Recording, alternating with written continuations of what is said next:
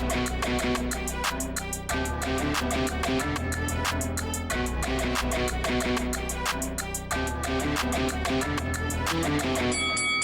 guys, welcome to Boxing Squared for boxing news and views from around the internet.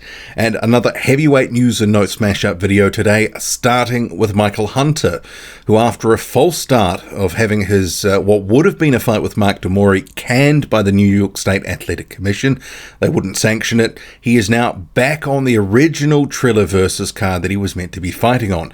His new opponent is Jerry Forrest, so they've plucked Forrest from another fight that was on the card, and he will now be facing Hunter. That will be the main event. And previously announced and also covered on the channel, Cassius Chaney, he'll be facing George Arias, Trey Lippy Morrison facing Mike Belugan. Seemingly those two fights are well matched. We'll have to see how those go.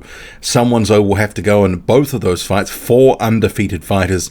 And Joe Jones, who was going to be facing Jerry Forrest, has a late notice opponent replacement with Junior Anthony Wright stepping in for Forrest. So actually this fight here for Michael Hunter, much better than the Mark Demori one, but also it's the rematch that we never knew we needed. So Forrest and Hunter fighting all the way back in 2014. So this was a case that Jerry Forrest, and I'm just scrolling down his box rec here, so he was coming off a loss against Gerald Washington from 2013, faces Michael Hunter. It's an 8-rounder, and bearing in mind Michael Hunter was at heavyweight at this point. Later he dropped back down to cruiserweight and then came back up to heavyweight.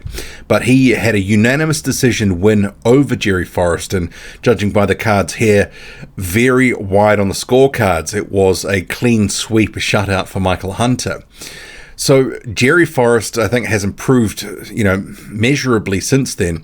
And after that, for about 5 years, and you can see here all the W's on the right-hand side of the screen, rattled off 18 consecutive wins.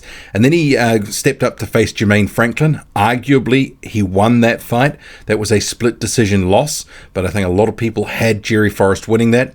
Had a fight against Carlos Takam, and I think a lot of people expected more of him in that fight, just couldn't quite pull the trigger. But it was relatively competitive, didn't disgrace himself, that's for sure.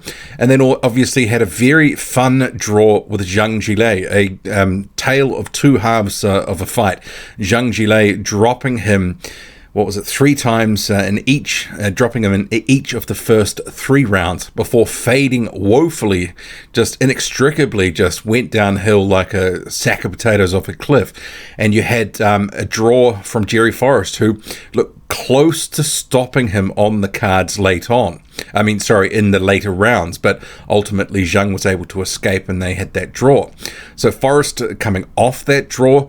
Michael Hunter, he's actually coming off a win over Mike Wilson. That was the first fight on Hunter's deal with Triller, a fight no one wanted, a cruiserweight and Wilson who'd been inactive for 2 years. And then they tried to serve up Mark Demori, which was just as embarrassing, the fact that Michael Hunter ducked an IBF final eliminator and was trying to get his way to some sort of WBA belt or trinket, because the Wilson fight was an eliminator, and presumably if the Demori fight would have gone ahead, it would have also been an eliminator.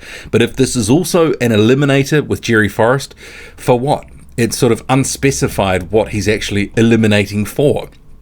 But Jerry Forrest, a much better fight than Mark Demori. The rematch we never knew we needed. But you'd have to think Michael Hunter, if he's got anything about him, he's going to go in there and hopefully look good and get a win here. And I think Hunter, he's been improving since 2014, but this is actually his first notable fight in a couple of years since that draw with Alexander Povetkin. So it's been a lean time for Hunter. That fight with Sean Lockery, that was after he was dropped by Matchroom, cut from his deal. Then obviously that scrub fight against Mike Wilson. So this is the best opponent that he's had in a couple of years, and hopefully will give him some rounds. Could end up with a situation where Hunter sort of stops Forrest later in the fight, but we'll have to see. But I think that Michael Hunter certainly is the favourite, but he needs a performance. He needs to look good. His stock has been down with fans. This won't necessarily sort of inflate it all the way back up, but people will be able to get a look at Hunter and go, where's this guy really at? 33 years old, fighting on Triller at the moment, and Jerry Forrest, the best opponent in a couple of years. Moving on, so Bakhodir Jalolov, the Olympic gold medalist, will be returning to the ring. And this is to resume his pro career, because he was pro, then dropped down to the amateurs in 2019, made a run and won the World Championships that year. Got the gold at Tokyo, and now he's going to be fighting, and this will be in Dubai on December the 11th. So no opponent announced as yet, but in terms of the press release that's been issued, so you can see here on screen the promo graphic, this is a Probellum card. So this is the outfit that has been set up by Richard Schaefer, and I believe Sam Jones. So this is where he's now working as well. So this is a card that they're having in Dubai in the UAE. You have Sonny Edwards, who's going to be defending his world title. So Jalolov says, "I'm very excited to return to my professional boxing career. This has been my priority, as it contains the main part of my long-term goal after the Olympics. To fight in Dubai is an added bonus, and there's a responsibility for me to be at my best, because I know that I already have a lot of fans there, and many of my Uzbek and international followers will attend the event." So you also have his promoter, Lou DiBella, quoted saying, Bakhodir Jalolov, the reigning Olympic superweight heavyweight gold medalist, has been boxing's dominant amateur big man. The big Uzbek is 6'7", 27 years old, and 8-0 as a pro. With crunching power and unusual agility for a man of his size, this future world champion is poised to rise up the heavyweight rankings in 2022.